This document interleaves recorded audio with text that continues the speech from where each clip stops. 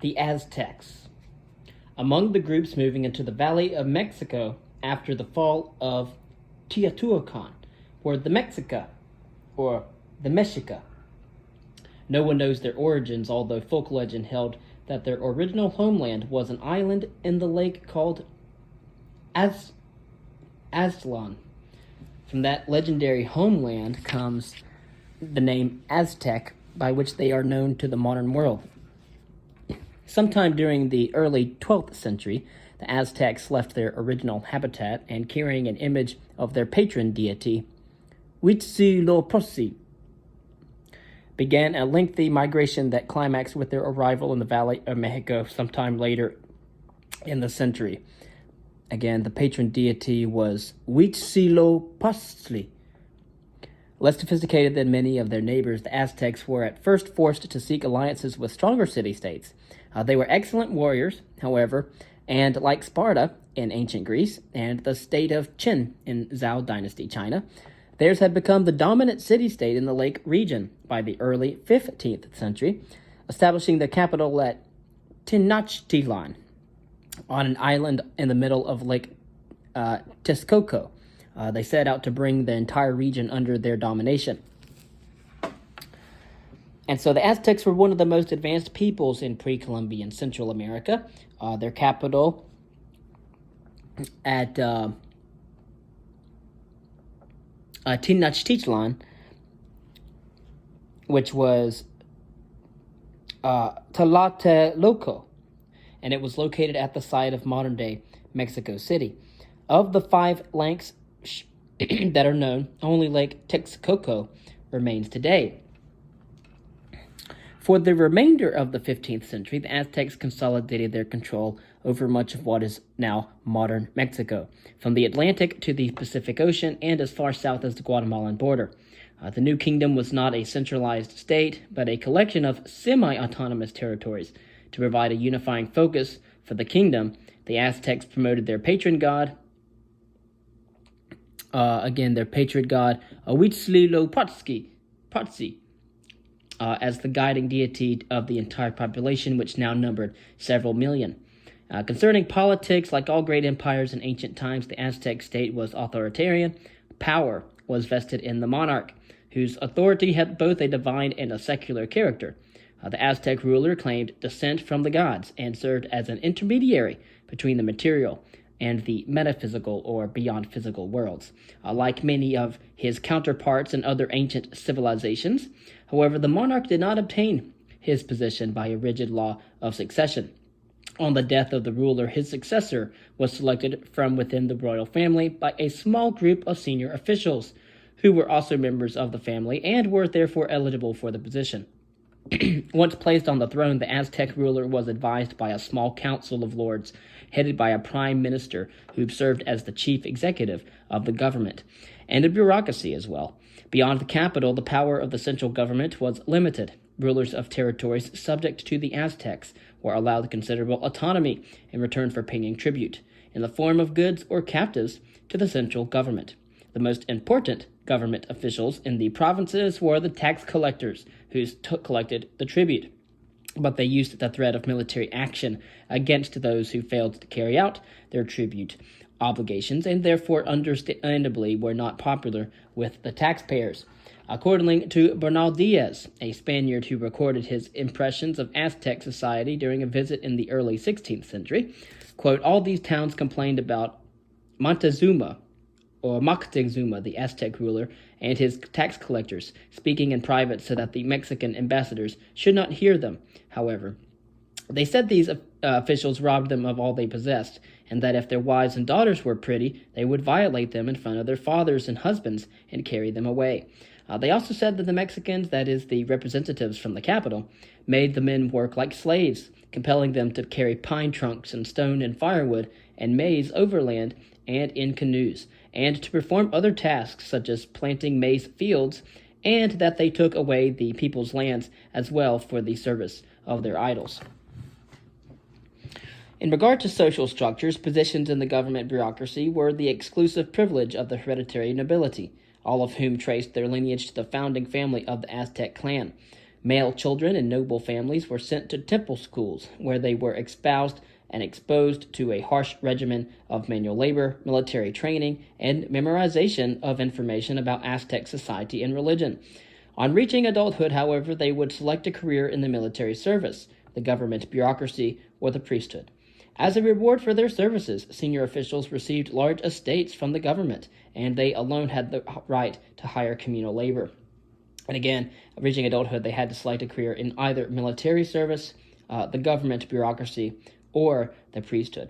The remainder of the population consisted of commoners, indentured workers, and slaves. Most indentured workers were landless laborers who contracted to work on the nobles' estates, while slaves served in the households of the wealthy. Slavery, of course, was not an inherited status, and the children of slaves were considered free citizens. Commoners might sell themselves into slavery when in debt, and then later purchase their freedom. The vast majority of the population consisted of commoners.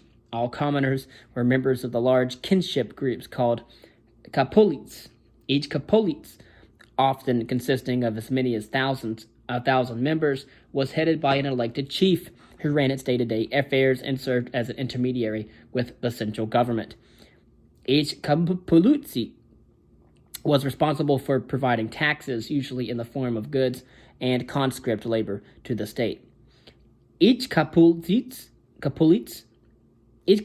maintained its own temples and schools and administered the land held by the community. Farmland within the Capolites was held in common and could not be sold, although it could be passed down within the family. In the cities, each Capolites occupied a separate neighborhood where its members often performed a particular function, such as metalworking, stone cutting, weaving, carpentry, or commerce. Apparently, a large proportion of the population engaged in some form of trade, at least in the densely populated valley of Mexico, where an estimated half of the people lived in an urban environment. Many farmers who cultivated their crops in Chiapas, as their predecessors had for centuries, brought their goods to the markets via the canals and sold them directly to retailers. The Capolites compounds themselves were divided into smaller family units. Individual families lived in small, flat-roofed dwellings containing 1 or 2 rooms. Each house was separate from its neighbors and had direct access to the surrounding streets and canals. The houses of farmers living on the Chiapas were set out on raised dirt platforms built above the surrounding fields to prevent flooding. Gender roles within the family were rigidly stratified. Male children were trained for war and were expected to serve in the army on reaching adulthood. Women, however, were expected to work in the home, weave textiles, and raise children, although, like their brothers, they were permitted to enter the priesthood. According to Bernal Diaz, a female deity presided over the rites of marriage. As in most traditional societies, chastity and obedience were desirable female characteristics. Although women in Aztec society enjoyed more legal rights than women in some other traditional civilizations, they were still not equal to men. Women were permitted to own and inherit property and to enter into contracts. Marriage was usually monogamous, although noble families sometimes practiced polygyny, or having more than one wife at a time. Wedding partners were normally selected from within the lineage group, but not the immediate family. And so, as in most societies at the time, parents usually selected their child's spouse, often for purposes of political or social advancement. Concerning classes in Aztec society, they were rigidly stratified. Commoners were not permitted to enter the nobility, although some occasionally rose to senior positions in the army or the priesthood as the result of exemplary service. And as in medieval Europe, such occupations often provided a route of upward mobility for ambitious commoners. A woman of noble standing would sometimes marry a commoner because the children of such a union would inherit her higher status, and then she could expect to be treated better by her husband's family, who would be proud of the marriage relationship. And so it's a give and take, obviously. Land of the Feathered Serpent, Aztec religion and culture. The Aztecs, like their contemporaries throughout Mesoamerica, lived in an environment populated by a multitude of gods. Scholars have identified more than 100 deities in the Aztec pantheon of gods. Some of them were nature spirits, like the rain god, Tlacoc, and others were patron deities, like the symbol of the Aztecs themselves. A supreme deity called Ometeotl Tumetiatl represented the all-powerful and omnipresent forces of the heavens, but he was rather remote, and other gods, notably the feathered serpent, Quetzalcoatl, had a more direct impact on the lives of the people. Representing the forces of creation, virtue, and learning and culture, Quetzalcoatl bears a distinct similarity to Shiva in Hindu belief. According to Aztec tradition, this godlike being had left his homeland in the Valley of Mexico in the 10th century, promising to return in triumph. Of course, Aztec cosmology was based on a belief in the existence of two worlds, the material world and the divine world. The earth was the material world and took the form of a flat disk, surrounded by water on all sides. The divine world was that which consisted of both heaven and hell, was the abode of the gods. Human beings could aspire to a form of heavenly salvation, but first had to pass through a transitional stage, somewhat like Christian purgatory, before reaching their final destination, where the soul was finally freed from the body. To prepare for the final day of judgment, as well as to help them engage in proper behavior through life, all citizens underwent religious training at temple schools during their adolescence and took part in various rituals throughout their lives. The most devout were encouraged to study for the priesthood. Once accepted, however, they served at temples ranging from local branches at the Capulzi level to the highest shrines in the ceremonial precinct at Tenochtitlan. In some respects, however, Aztec society may have been undergoing a process of secularization. By late Aztec times, athletic contests at the ball court had apparently lost some of their religious significance. Gambling was increasingly common, and wagering on the results of the matches was widespread. One province reportedly sent 16,000 rubber balls to the capital city of Tenochtitlan as its annual tribute to the royal court. Aztec religion contained a distinct element of fatalism that was inherent in the creation myth, which described an unceasing struggle between the forces of good and evil throughout the universe. This struggle led to the creation and destruction of 4 worlds, or suns. The world was now living in the life of the 5th sun, but that world as well was destined to end with the destruction of this earth and all that is within it. For the text says, "Even jade is shattered, even gold is crushed, even quetzal plumes are torn. One does not live forever on this earth. We endure only for an instant." In an effort to postpone the day of reckoning, the Aztecs practiced human sacrifice. The Aztecs believed that by appeasing the sun god, Huitzilopochtli, with sacrifices, they could delay the final destruction of their world. Victims were prepared for the ceremony through elaborate rituals and then brought to the holy shrine, where their hearts were ripped out of their chests and presented to the gods as a holy offering. It was an honor to be chosen for sacrifice, and captives were often used as sacrificial victims since they represented valor, the trait of the Aztecs, the trait that the Aztecs indeed prized most. And so they tried to appease the sun god by human sacrifice, where they take the human to the holy shrine and rip out their hearts out of their chests and present it to the gods as a holy offering. Concerning art and culture, like the art of the Olmecs, most Aztec architecture, art, and sculpture had religious significance.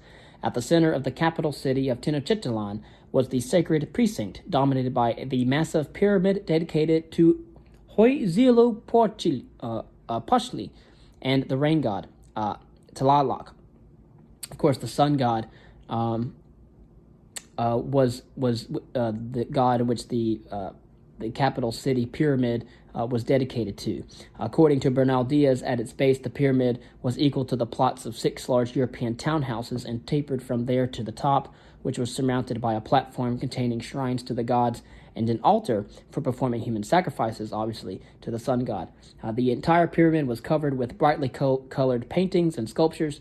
Although little Aztec paintings survive today, it was evidently of high quality. Diaz compared the best work with that of Michelangelo. Artisans worked with stone and with soft metals such as gold and silver, which they then would cast using the lost wax technique.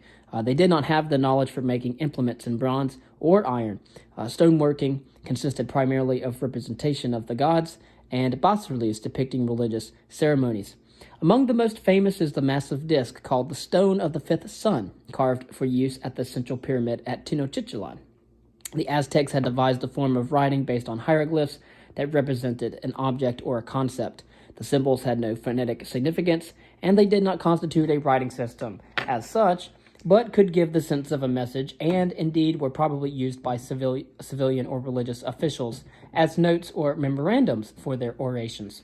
Although many of the notes simply recorded dates in the complex calendar that had evolved since Olmec times, others provide insight into the daily lives of the Aztec peoples.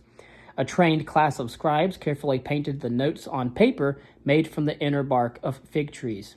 Unfortunately, however, many of these notes were destroyed by the Spaniards as part of their effort to eradicate all aspects of Aztec religion and culture. Next, we will talk about the first civilizations in South America and the early peoples and cultures of Central and South America.